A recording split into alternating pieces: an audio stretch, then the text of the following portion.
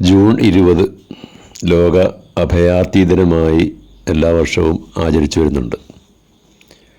സ്വന്തം നാടും വീടും നഷ്ടപ്പെട്ട് മറ്റൊരു രാജ്യത്തിൻ്റെ ആശ്രിതത്വത്തിന് യാചിക്കേണ്ടി വരുന്നവരാണ് അഭയാർത്ഥികൾ. ആഭ്യന്തര കലാപങ്ങളും പ്രകൃതി ദുരന്തങ്ങളും പട്ടിണിയും മൂലം കഴിഞ്ഞ വർഷങ്ങളിൽ ഏതാണ്ട് 6.5 കോടിയോളം ജനങ്ങൾക്ക് സ്വന്തം മണ്ണ് ഉപേക്ഷിച്ച് പലായനം ചെയ്യേണ്ടി വന്നു. പലായനത്തിനിടെ 4000-ലധികം മനുഷ്യജീവനുകൾ കടലിൽ മുങ്ങി മരിച്ചു. 2015 കടലിൽ മുങ്ങി മരിച്ച ഐലൻ കുർദി ഒരു പ്രതീകമായിരുന്നു. 2016 മാത്രം ഏതാണ്ട് 70 മില്യൺ ജനങ്ങൾ അഭയാർത്ഥികളായിട്ട് മാറി. അതിൽ 30 മില്യൺ കുട്ടികളായിരുന്നു. 70% പെൺകുട്ടികളും അതിൽ ലൈംഗിക ചൂഷണത്തിന് വിധേയമായതായിട്ട് പറയപ്പെടുന്നുണ്ട്.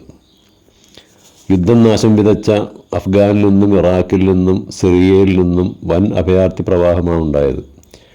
അതുപോലെ രോഹിംഗ്യൻ അഭയാർത്ഥികളുടെ കാര്യം നമുക്കറിയാവുന്നതാണ്.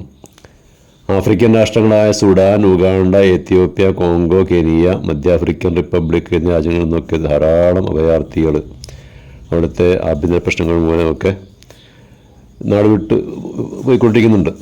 അപ്പോൾ അഭയാർത്ഥികളെ സംരക്ഷിക്കുകയും അവർക്ക് അഭയം നൽകുകയും ചെയ്യുക എന്നുള്ളത് ഇസ്ലാമിക വീക്ഷണത്തിൽ നാം പരിശോധിക്കുമ്പോൾ അത് മുസ്ലിങ്ങളുടെ കടമയായിട്ടാണ് ഇസ്ലാം പഠിപ്പിക്കുന്നത്. അവർ ശത്രുക്കളാണെങ്കിൽ പോലും. ഇപ്പോൾ സൂറത്ത് തൗബ 6-ാമത്തെ ആയത്തിൽ പറയുന്നുണ്ട്, വൈൻ അഹദു മിനൽ മുശ്രിക്കീന ഇസ്തജാറക ഫഅജിർഹു ഹത്താ യസ്മഅ കലാമല്ലാഹ് സുമ്മ അബ്ലിഗ്ഹു മഅ്മന. വിഗ്രഹാരാധകരിൽ വല്ലവരും നിന്നോട് അഭയം തേടി വരികയാണെങ്കിൽ അയാൾക്ക് അഭയം നൽകണം. അള്ളാഹുവിൻ്റെ വചനം അഥവാ ഇസ്ലാമിൻ്റെ സന്ദേശം അവർക്ക് പകർന്നു നൽകുകയും അയാളെ സുരക്ഷിതമായ സ്ഥാനത്ത് എത്തിച്ചു കൊടുക്കുകയും വേണം. ഇസ്ലാമിലെ ആദ്യകാല അനുയായികളൊക്കെ തന്നെ അഭയാർത്ഥികളായിരുന്നു. തങ്ങളുടെ മതവിശ്വാസ സ്വാതന്ത്ര്യം കാത്തു സൂക്ഷിക്കാൻ വേണ്ടി അവർ അന്യദേശങ്ങളിലേക്ക് പലായനം ചെയ്തു. ആദ്യ സംഘം എത്യോപ്യയിലേക്ക് അഭയാർത്ഥികളായി പുറപ്പെട്ടു. പിന്നീട് നബി സല്ലല്ലാഹു അലൈഹി വസല്ലമയും അനുയായികളും മദീനയിലേക്ക് പലായനം ചെയ്തു.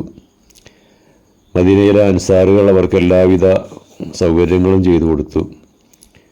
അതുപോലെ തന്നെ മുൻകാല പ്രവാചകന്മാരും തങ്ങളുടെ ദീനി ഉത്തരവാദിത്തം, പ്രബോധന കർത്തവ്യം നിർവഹിക്കുന്നതിന് വേണ്ടിയിട്ട് സ്വന്തം നാട് ഉപേക്ഷിച്ച് അഭയാർത്ഥികളായിട്ട് പോകേണ്ടി വന്നിട്ടുണ്ട്. ഇപ്പോൾ ഇബ്രാഹിം നബിയെയും ലൂത്ത് നബിയെയും കുറിച്ച് സൂറത്തുൽ അൻബിയായിൽ ഖുർആനിൽ പറയുന്നുണ്ട്. 71-ാമത്തെ ആയത്തിൽ പറയുന്നുണ്ട്, വനജ്ജൈനാഹു വലൂത്തൻ ഇലൽ അർദില്ലത്തി ബാറക്നാ ഫീഹാ ലിൽ ആലമീൻ.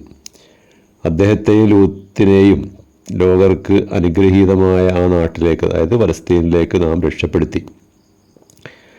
അതുപോലെ മൂസാ നബി ഈജിപ്തിൽ നിന്ന് ജോർഡാനിലെ മദീനയിലേക്ക് അഭയാർത്ഥിയായി പോയ സംഭവം സൂറത്തുൽ ഖസസിൽ വിവരിക്കുന്നുണ്ട്. തൻ്റെ വിശ്വാസവും ജീവിതവും അപകടത്തിൽ ആപതിക്കുന്ന ഘട്ടത്തിൽ ആ നാട് വിട്ട് സ്വാതന്ത്ര്യത്തോടു കൂടി ജീവിക്കാൻ കഴിയുന്ന മറുനാട്ടിലേക്ക് ഹിജറ പോകാൻ, അതായത് അഭയാർത്ഥിയായി പോകാൻ ഇസ്ലാം കൽപ്പിക്കുന്നുമുണ്ട്.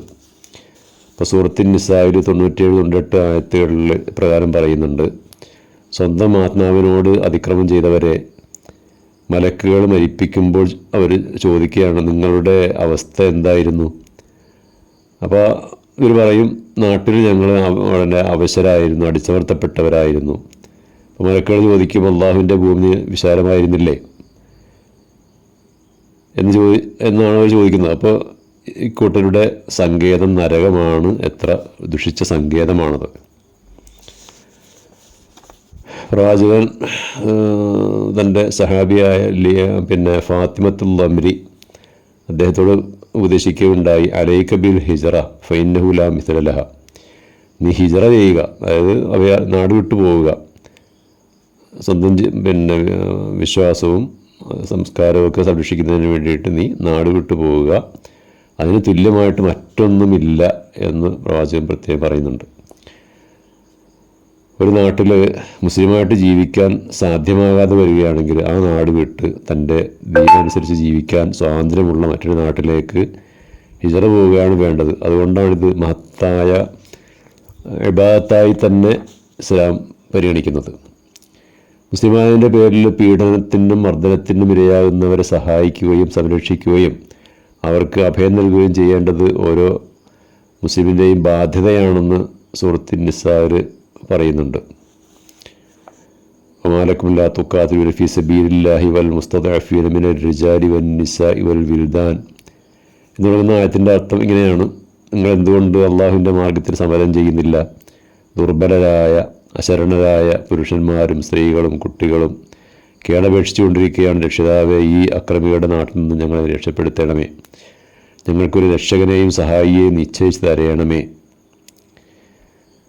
ഇപ്പോൾ ലോകം അഭയാർത്ഥി ദിനമായിട്ട് ആചരിക്കുന്ന ഈ വേളയിൽ അഭയാർത്ഥികളുടെ പ്രശ്നങ്ങളും പ്രയാസങ്ങളും ഒക്കെ നാം കഴിയുന്നത്ര മനസ്സിലാക്കുകയും നമ്മളാൽ കഴിയുന്ന സഹായങ്ങൾ അവർക്ക് എത്തിച്ചു കൊടുക്കുകയും ചെയ്യേണ്ടത് ഒരു ഇസ്ലാമികമായ ബാധ്യതയാണ് എന്നുകൂടി നാം മനസ്സിലാക്കുക. വാഹിറു ദഅ്വാനാ അനിൽ ഹംദുലില്ലാഹി റബ്ബിൽ ആലമീൻ.